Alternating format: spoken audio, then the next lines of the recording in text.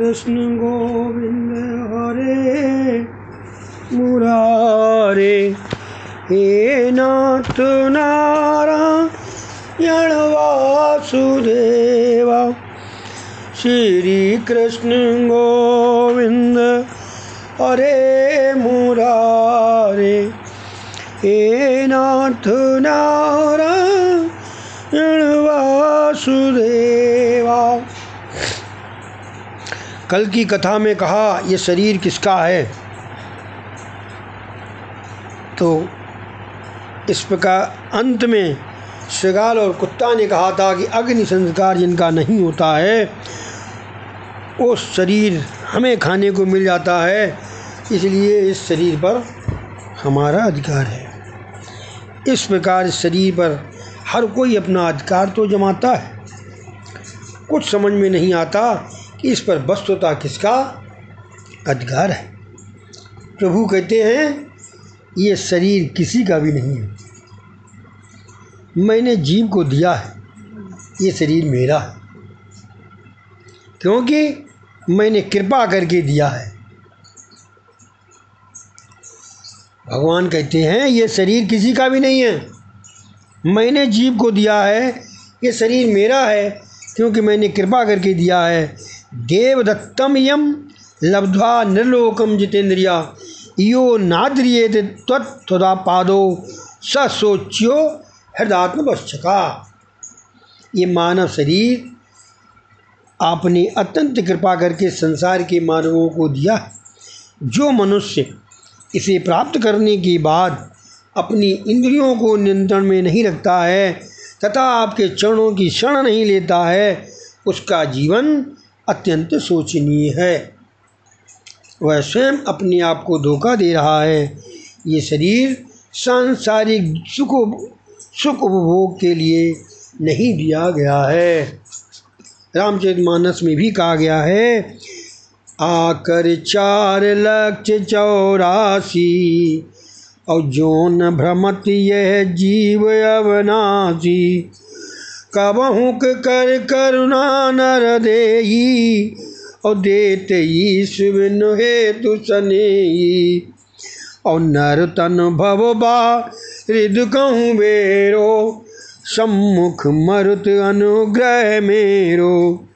जो न तरय भव सागर नर समाज यश पाए, सो कृत निंदक मंदमती आत्मान गति जाए। 100 रुपये का नोट यदि फट भी गया तो तेल के दाग वाला हो गया हो, किंतु उसका नंबर ठीक हो तो उसे कोई फेंक नहीं देता है। इसी प्रकार ये शरीर मैला होने पर भी उसका नंबर तो ठीक ही रहता है। इसी शरीर से तो भगवान का जाप किया जाता है। भगवान के जाप का आनंद मात्र मनुष्य ही को तो मिल सकता है। कुत्ता बिल्ली भजन नहीं कर सकते। पशुओं को अपने ही शरीर का, अपने ही स्वरूप का तो भान नहीं है, तो भगवान के स्वरूप की जानकारी कैसे पा सकते हैं। केवल मनुष्य ही भगवान के स्वरूप को जान सकता है। इस अनित्य शरीर से भी नित्य परमेश्वर को प्राप्त किया जा सकता है। ये शरीर परमात्मा के कार्य के लिए है, प्रभु की कृपा ही से मिला है। मदान्ध लोग इस बात को या तो जानते ही नहीं हैं या भूल जाते हैं। उन कुबेर पुत्रों की हीन दशा देखकर नारद जी को दया आई। उनको सन्मार्ग पर ले जाने के लिए उन्होंने श्राप दिया। इस शरीर का उपयोग मात्र भोग विलास के लिए करने वाला व्यक्ति अगले जन्म में वृक्ष बनता है। भोग ऐसे तो न किए जाएं कि शरीर रोगी हो जाए। भोग इंद्रियों को रोगी बनाने के लिए नहीं, उनको प्रसन्न करने के लिए हैं।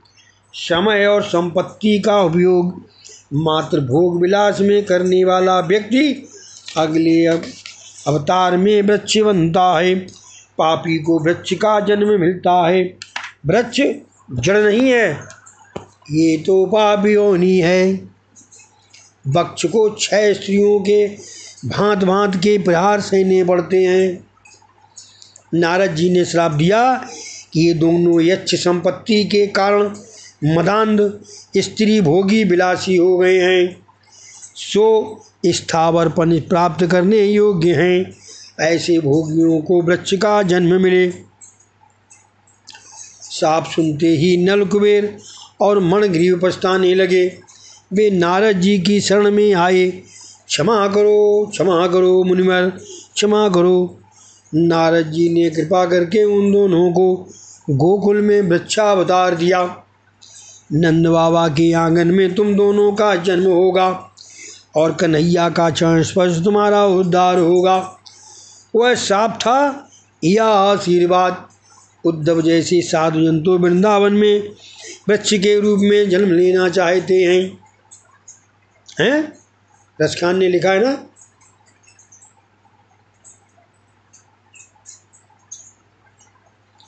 मानुष हूँ तो वही रसखान बसों ब्रजभाल की गोपिन।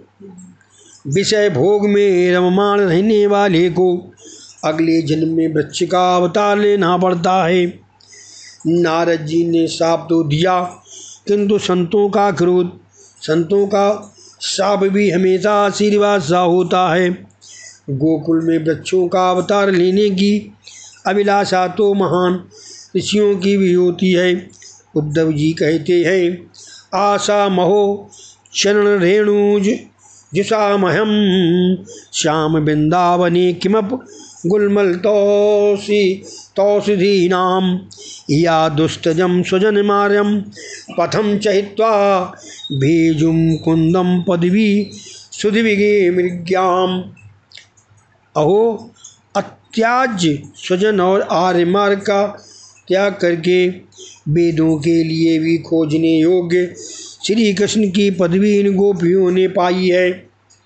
ऐसी गोपियों की चरण रस से लाभान्वित वृक्ष रास लता औषधि आदि किसी भी रूप में वृंदावन में मेरा जन्म हो। उद्धव जी कह रहे हैं, ऐसी मेरी प्रार्थना है। और कृष्ण का चरण स्पर्श पाते ही नल कुबेर और मणग्रीव ने अपना मूल स्वरूप प्राप्त किया।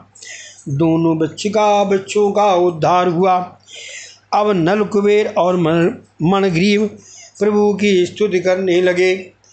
वाणी गुणानु कथने श्रवणो कथायाम हस्तौ चकरम स्मन्तवा पादुर्योना स्मृत्यादितस्तवा निवास जगत प्रमाणे दृष्टि सताम दर्शनेस्तु भक्तनूनाम। हे प्रभु, आपसे हम कुछ और मांगते नहीं। अपनी वाणी आपके गुणगान में रत रहे, अपने कान आपकी कथा के श्रवण में लीन रहें, अपने हाथ आपके सेवा कर्म में, अपना मन आपके चरण स्मरण में, अपना मस्तक आपके निवास रूप जगत को प्रणाम करने में और अपनी दृष्टि आपकी मूर्त रूप संत पुरुषों के दर्शन करने में तत्पर रहे। हे नाथ, बस यही कृपा आप हम पर करें। ये प्रार्थना हम सबको भी करनी चाहिए। हमारी वाणी श्री कृष्ण का कीर्तन करती रहे, आँखें श्री कृष्ण का दर्शन करती रहें और मन श्री कृष्ण का ध्यान करता रहे। हमें अपने प्रत्येक इंद्रिय को भक्ति रस का दान करना चाहिए। नल कुबेर और मणग्रीव ने अपनी हर एक इंद्रिय के लिए भक्त रस की मांग की और स्तुत करते हुए गोलोकवासी हो गए। गोलोक धाम में श्री कृष्ण लीला नित्य होती रहती है। वे दोनों स्निग्ध और मधुकंठ बने। वे दोनों वहाँ रोज कीर्तन करते हैं। स्निग्ध और मधुकंठ ने कहा, अक्रूर, श्री कृष्ण को मथुरा ले जा रहे हैं। यशोदा ये सुनकर व्यग्र हो गई। तो स्निग्ध मधुकंठ ने कहा, ये तो पृथ्वी पर रची गई लीला है। लाला तो हमारी गोद में ही है। योग माया ने दोनों वृक्षों को गिरने नहीं दिया था। नल कुबेर और मणिग्रीव के गोलोक धाम पहुँचते ही दोनों वृक्ष धमाके के साथ गिर गए और धमाका सुनकर गोपियाँ दौड़ती हुई आईं। भगवान की दया से कन्हैया बच गया है, ऐसा जानकर उसे आनंद का अनुभव हुआ। नंद बाबा भी दौड़ते हुए आ पहुँचे। उन्होंने देखा तो कन्हैया मूसल के साथ बना हुआ था। उनका इसको किसने बांधा है? कोई इसे छोड़ता क्यों नहीं है? उन्होंने लाला को बंधन मुक्त किया। नंद बाबा कहने लगे, बेटे तुझे तेरी माँ ने बांधा था ना, देख लो मैंने तुझे छोड़ दिया। तू किसका बेटा है? लाला, आज तक मैं अपनी माता का बेटा था, अब मैं आज से तुम्हारा बेटा हूँ। नंद बाबा की इच्छा थी कि कन्हैया एक बार कह दे कि वो उनका बेटा है। आज उनकी वो भी इच्छा पूरी हुई। नंद बाबा यशोदा को डांटने लगे, लाला को तूने बांधा ही क्यों? तुझे दया भी नहीं आई। यशोदा ने सोचा कि आज सभी उस पर गुस्सा करते रहेंगे। मेरी वैसे तो कोई इच्छा नहीं थी उसे बांधने की, किंतु उसे चोरी करने की आदत हो गई है। ऐसी बुरी आदत से छुड़ाने के लिए ही मैंने उसे बांधा था। मैंने उसे स्नेहवश ही तो बांधा था। यशोदा बेटे को अपने पास बुलाने लगी तो उसने आने से इनकार कर दिया। मैं तेरा नहीं, मैं तो नंद बाबा का बेटा हूँ। यशोदा विचार करने लगी, गोपियाँ और बालकों ने रो रो कर मना किया था, फिर भी मैंने निष्ठुर होकर पुत्र को बांध लिया। कन्हैया रूठ गया है। वह रोने लगी कि बेटा कब मेरी गोद में आएगा। लाला ने देखा कि माता रो रही है। लाला ने देखा कि माता रो रही है। भगवान का रोना भगवान से, वैष्णव का रोना भगवान से देखा नहीं जा सकता। श्री कृष्ण सा प्रेम और कोई नहीं कर सकता। श्री कृष्ण के लिए जो एकांत रुदन करता है उसे वे आ मिलते हैं। माता का रोना लाला से देखा नहीं गया। वो दौड़ता हुआ माता की गोद में आया और पीताम्बर से माता के आंसू पोंछने लगा। मेरा बेटा कितना सयाना है, मैंने तुझे बांधकर अच्छा नहीं किया था। तू अपने मन में ये बात न रखना बेटे, इस प्रसंग को तू मन से भुला देना। कन्हैया, माता मैं सब कुछ भूल जाऊंगा, किंतु तेरा प्यार नहीं भूल पाऊंगा। मैं कुछ ही समय में द्वारका नगरी राजा बनूंगा, वहाँ भी मैं तेरा ये प्यार का बंधन याद रखूँगा। रुक्मिणी याद किसी के भी बंधन में नहीं रहूँगा, किंतु तेरे प्यार के बंधन को भुला नहीं सकूँगा। ये तो गोकुल की एक मुख्य लीला है। ज्ञानी ईश्वर का साक्षात्कार तो कर सकता है, किंतु उनको बांधने की शक्ति ज्ञान में नहीं है। भगवान का तो केवल भक्ति ही बांध सकती है। ज्ञानी ब्रह्म का चिंतन करता हुआ ब्रह्ममय तो हो पाता है, किंतु भगवान को बस में तो भक्ति ही कर पाती है। तप और ज्ञान की अपेक्षा भक्ति ही श्रेष्ठ है। परमात्मा जीव मात्र को अपने प्रेम से सरोबोर करते हैं, किंतु जीव वैसा दुष्ट है कि प्रेम के साथ प्रेम ही नहीं करता है। प्रभु के प्रति प्रेम को जगाने के लिए प्रभु के उपकारों का बार बार स्मरण करो। मैं परमात्मा का ऋणी हूँ, उन्हीं की कृपा से ही ये थोड़ा सा बहुत सुख पा सका हूँ। ऐसा विचार बार बार करोगे तो प्रभु से प्रेम हो सकेगा। प्राप्ति स्थिति में संतोष मानोगे, प्राप्ति स्थिति में संतोष मानोगे तो प्रभु प्रेम का उदय होगा। प्राप्ति स्थिति में संतोष रहिए और जो अप्राप्त है उसके लिए भगवान को स्मरण करते हुए उसके लिए प्रयास करिए। परमात्मा से कुछ नहीं मांगिए। परमात्मा भी किसी से प्रेम के सिवाय और कुछ भी नहीं मांगते। जीव मुझे प्रेम दे वह तो बस। प्रभु ने कुछ भी नहीं मांगा। उसके उपकारों को हमेशा याद रखो। मनुष्य का प्रेम धन संपत्ति घर गृहस्थी कुटुंब आदि में विभक्त होता है, अतः परमात्मा प्रसन्न नहीं होते। लोग भगवान को प्रणाम करते समय भगवान का नहीं अपने वस्त्रों का ही विशेष ध्यान रखते हैं। अरे मूर्ख, अगर वस्त्र बिगड़ जाएंगे तो बाजार से दूसरे लाए जा सकेंगे, किंतु हृदय तो बाजार में मिलता नहीं है। ज्ञानी भक्त प्रेम डोर से प्रभु को बांधते हैं। भगवान केवल प्रेम के ही बस हो पाते हैं, अन्य किसी के भी बस में नहीं। भागवत में हास्य करुण श्रृंगार वीर आदि रस भी होते हैं। इतना ही नहीं, 10वां रस भी लबालब भरा हुआ है जिसे भक्ति रस कहते हैं। भक्ति रस अन्य सभी रसों में उत्तम है। रामचरित में रामचंद्र जी कहते हैं, मात्र भक्ति ही मुझे याद कर पाती है।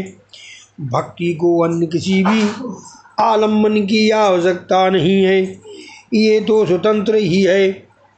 ज्ञान विज्ञान आदि सभी कुछ इस भक्ति के अधीन है। और जाते बेग दिरवहु में भाई और सो मम भगत भगत सुखदाई। और सो स्वतंत्र अवलंबना आना और तेई अधीन ज्ञान विज्ञाना।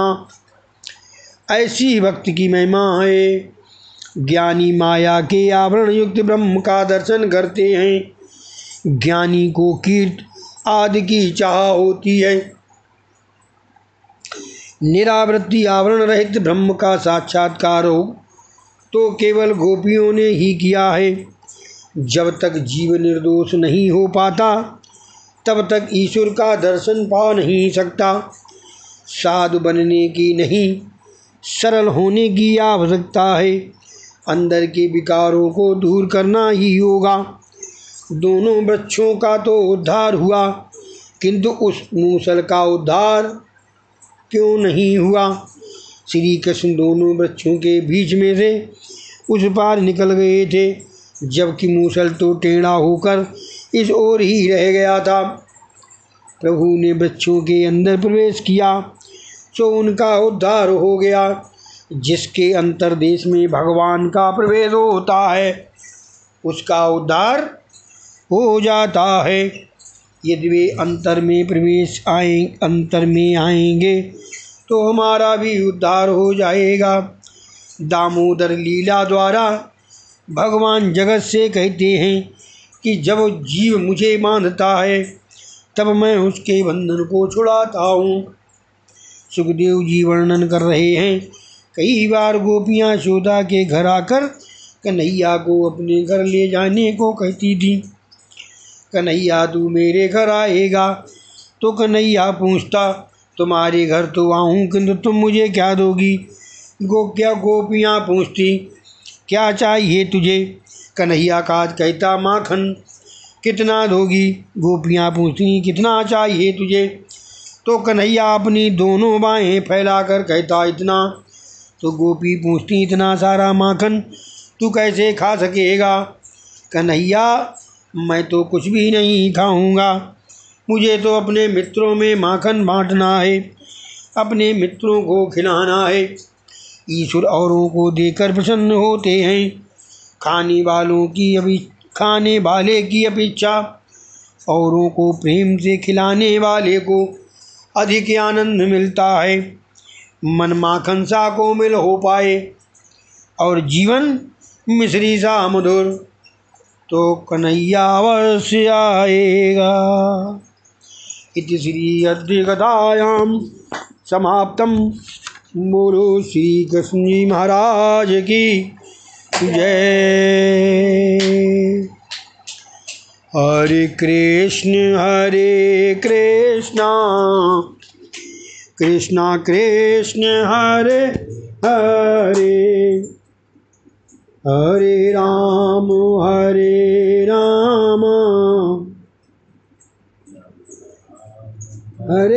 हरे, हरे कृष्ण कृष्णा कृष्ण हरे हरे, हरे राम राम राम हरे हरे, हरे कृष्ण कृष्णा कृष्ण हरे हरे, हरे राम राम राम हरे हरे।